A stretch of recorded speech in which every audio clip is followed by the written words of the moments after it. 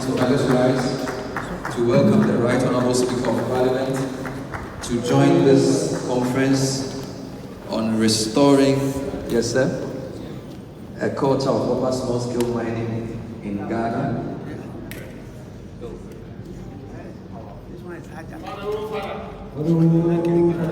Please be seated. We welcome. Can we get settled to restart the program?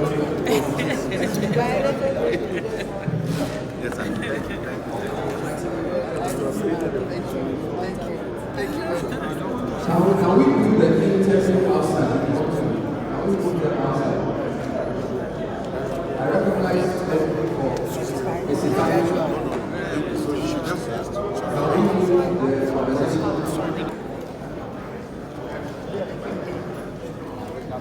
Let's get settled for the restart of the program. Let's get settled for the restart of the program.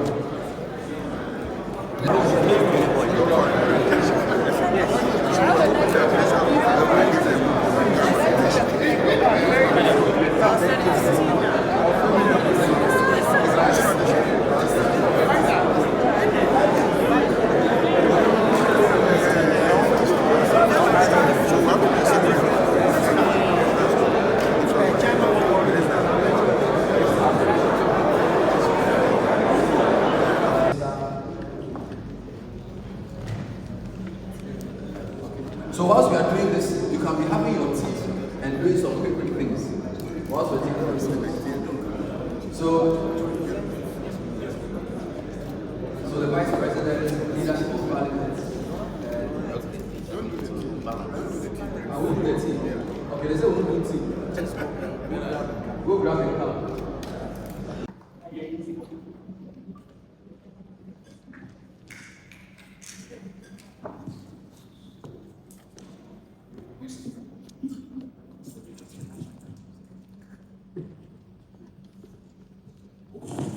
Please, thank you so much.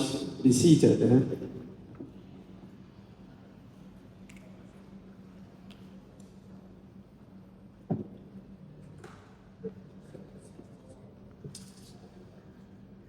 Please kindly permit me to thank Her Excellency, the Vice President of the Republic, Professor Naana Ajiman, for coming not only to grace this occasion, but also to open this orientation brief.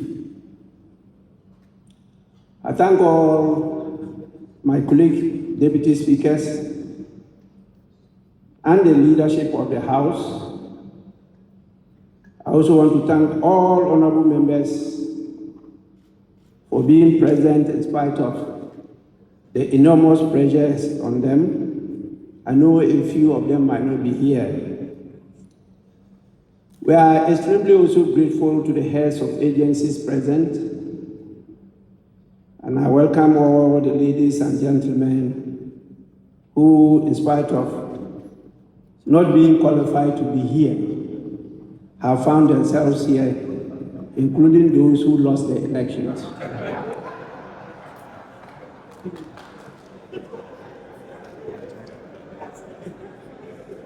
I thank you all for your active participation and insightful contributions. Today has been an opportunity for us all, as representatives of the people, to gain a deeper understanding of the urgent need to restore a culture of proper artisanal and small-scale mining in Ghana. I will not use the word illegal or Galamsey, because they are just illegal because we made it so. We allow the commercial mining to be legal. We also allow some small-scale mining to be legal, but others will say they are illegal because we legislated them to be illegal. I believe from the presentations, particularly the gory images we have seen, would have made an indelible mark in our minds. I've been part of this process for some time now and had one opportunity to hold a discussion with the leadership of small-scale mining at Kumasi. I've also seen on social media distressing images. And as a former minister for water resources, works and housing, I confronted some of the situations that were just narrated by some of the participants. And we were actually defeated because we could not match the strength and anger of those who were involved in it.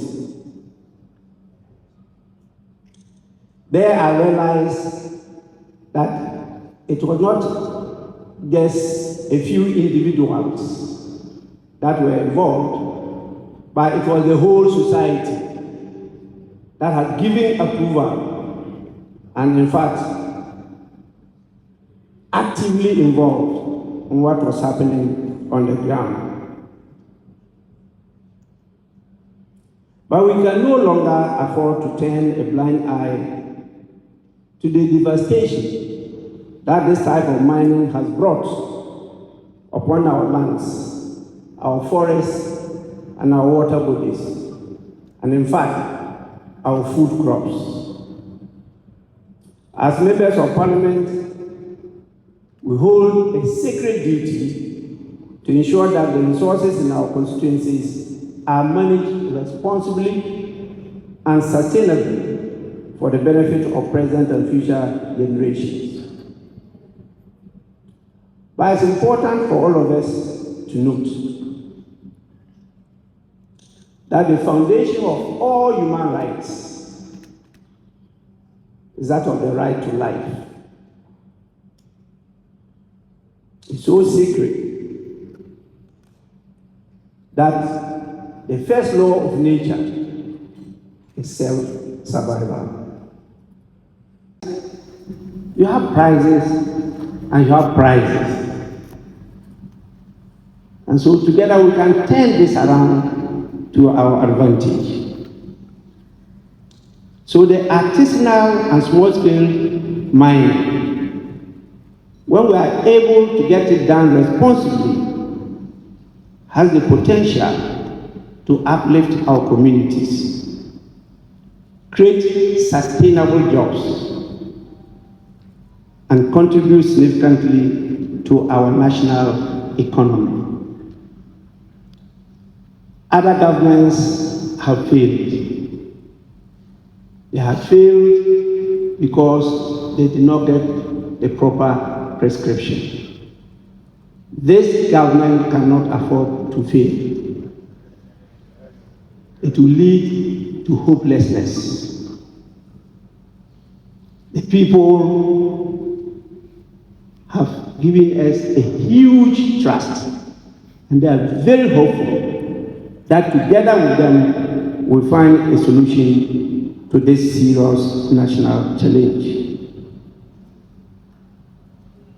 Honorable members, the fight against this culture of artisanal and small-scale mining is not the responsibility of the sector minister and his public servants alone, or that of the government. It is a collective responsibility that requires the commitment of all of us. I have small-scale mining in my area. In fact, my former constituency abounds with a lot of gold. We encourage foreign investors to take over the concessions, mine and take away our precious gold, and that one is lawful, it's not illegal. But when our own people struggle to create jobs for themselves, struggle to survive in spite of the dangers that they know they are facing, you call that illegal and go to shoot them on sight. Please, this is a mark of a serious indictment on leadership. This is a collective effort, and the solution is not far. And I want to commend the minister for this initiative because it's the way forward. Sooner than later, we'll find a national solution to this problem. And it will be a win-win situation.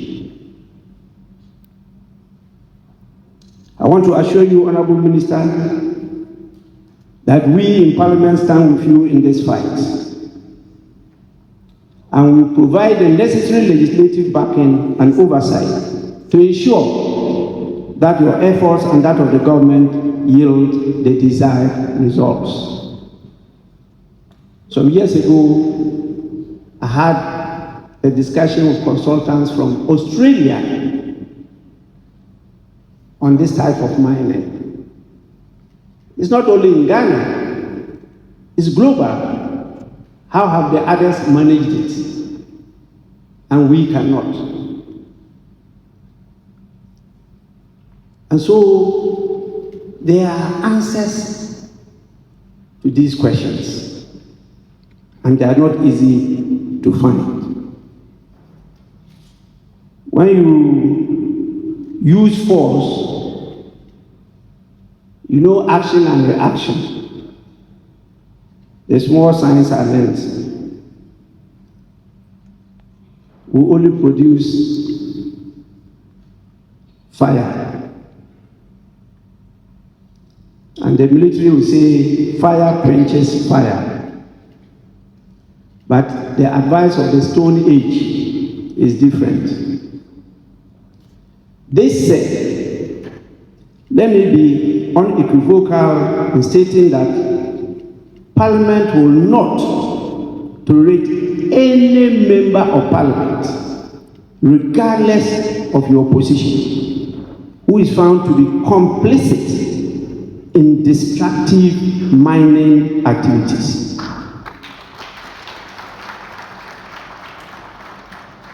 There is a petition before me concerning a member of Parliament, and the member will tell you that I have initiated investigation into that petition. And the member himself has appeared before me on that. We are not going to countenance it at all.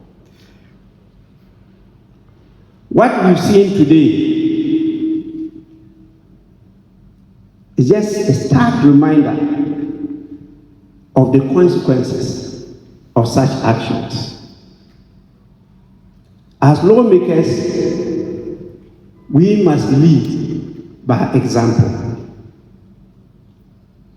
Any member of Parliament caught engaging in or facilitating this type of existential threat to our lives will face the full rigors of the law. And I mean what I say. We cannot preach accountability and integrity to the nation while turning a blind eye to misconduct within our ranks. And some of you, the misbehavior that has happened in my absence, I've taken full note of them. And what will happen will happen.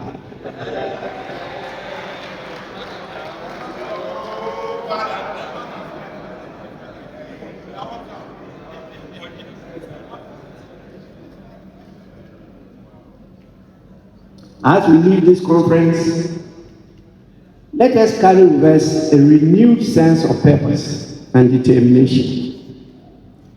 Let us be champions of responsible mining in our constituencies. Let us educate our communities, support sustainable practices, and work collaboratively to eradicate the menace of environmentally destructive mining. The task ahead of us, as the senior prefect has stated, is daunting, but I'm very confident. With great result, we can create a proper culture of sustainability and environmentally friendly mining in Ghana. We can only do this when leadership shows the way.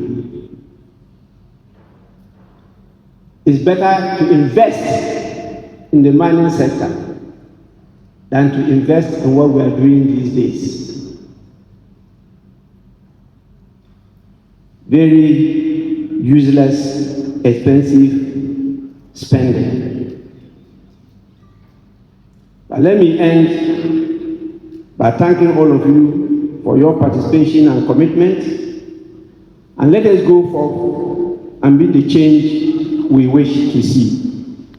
Thank you, and may God bless our homeland Ghana and make us stronger and better. Thank you so much.